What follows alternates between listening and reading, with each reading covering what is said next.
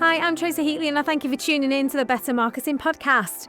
I'm bringing you marketing magic in minutes. This is a podcast for service-based business owners, including professional services and solopreneurs. Those of you who want to be recognised for what you know, trusted for how you think, and chosen because of the value that you bring. Is that you? If so, this is the episode for you. Today we're talking about building authority online, not hype, not ego, authority that positions you as a go-to expert in your space. This episode is especially relevant if you know you're good at what you do, but you're not always the one that's getting noticed, quoted, or contacted. So let's get straight into it.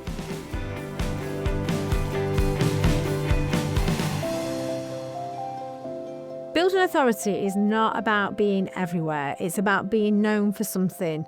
Authority is strategic. It's about helping people think differently, not just showing them what you know.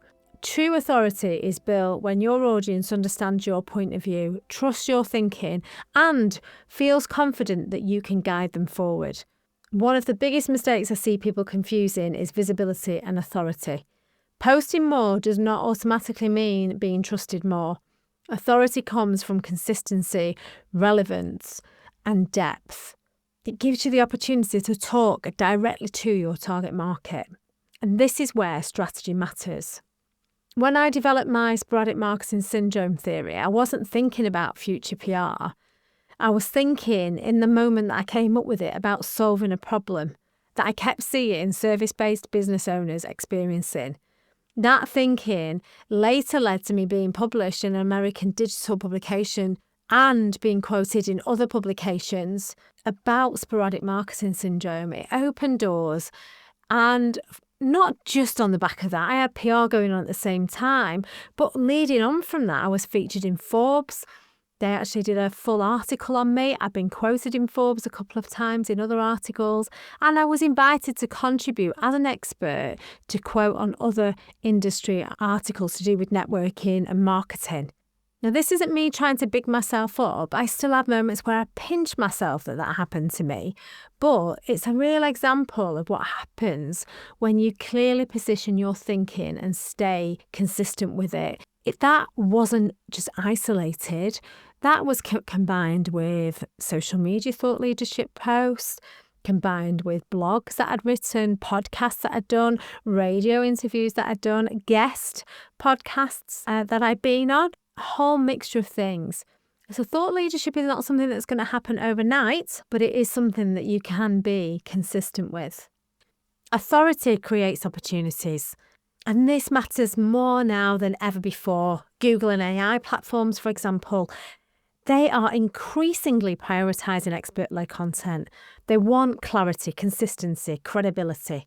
That's a whole other episode in itself, but it's important that you understand that authority, it isn't optional anymore. If you're a service provider and you focus on your marketing, you need to be addressing these things. So let's look at how you start building authority in a way that feels natural and aligned. You need to be clear about what you want to be known for. That might sound obvious, but it's not always. So really just take a step back and have a think about that. You also need to share your thinking, not your services. They need to get to know you, what your thoughts are, what your motivations are, what your opinions are. Not everyone's going to agree, and that's okay. Remember to focus on sharing your thinking. You need to show your experience through stories and examples and insights. Show evidence that backs up what you're saying. And you need to speak to a specific audience and not just everyone. And that comes back to thinking about what you want to be known for. It might sound obvious. You might be a psychiatrist and you want to be known for that. But there might be a specific area of that you want to be known for. So plan it, think about it, and take it from there. This is something I work on extensively with my Strategy Cycle program clients. Many clients come knowing what they want to do, but not how to articulate why it matters. Some of them don't know who their target market is, or they might be thinking about specialising in a certain area. or they're just not sure how to put it all together. Once the clarity lands, their confidence changes, and so does how others respond to them. AI can also play a powerful role here when used properly. In one of my AI training sessions, I was working with a client. Now, I often work with clients purely on positioning and authority, but we use tools like ChatGPT, for example. I use that a lot when I'm training to help shape thought leadership content, refine messaging, and ensure that their voice stays theirs. The goal is not to sound polished, it's to sound clear, it's to sound confident, and it's to sound credible. Now, this kind of work can completely change how you show up online. So combining it with AI can be good as an assistant, but you've got to make sure that it stays within your brand voice. And we'll talk about that more in another episode. But the point is that it's something that you can change, and it's something you can start doing, and it's something you can start doing now. You have to do a bit of planning, but it's the action that's going to get the results with this. Remember that all of my podcast episodes are standalone, so there's others that you can go back to that will really help in the build up to this as well. So if you've not listened to them all before, go back and have a look at them. You can dip in and out of them depending on what you need right now. You might need to listen to some to maybe put some deeper foundations in place before you start actually actioning on the thought leadership marketing. The next episode is going to be about brand voice. So I've alluded to that a little bit here, but in the next episode, what I want to focus on is the hidden power of brand voice so that you're sounding like you everywhere. It follows on beautifully from this episode. The two, I suppose, are a little bit interlinked, and it's definitely worth a listen. If you're thinking about going into thought leadership, maybe have a little listen to that first, but take the action points on what I've mentioned here in this episode. So before I wrap things up, here's a few things that I want you to take away from this episode. First of all, authority is built through strategic clarity, for sure. Being consistent matters more than being loud. Your thinking is your differentiator. You are your differentiator on this. And expert positioning opens doors that you can't always predict. You never know where this is going.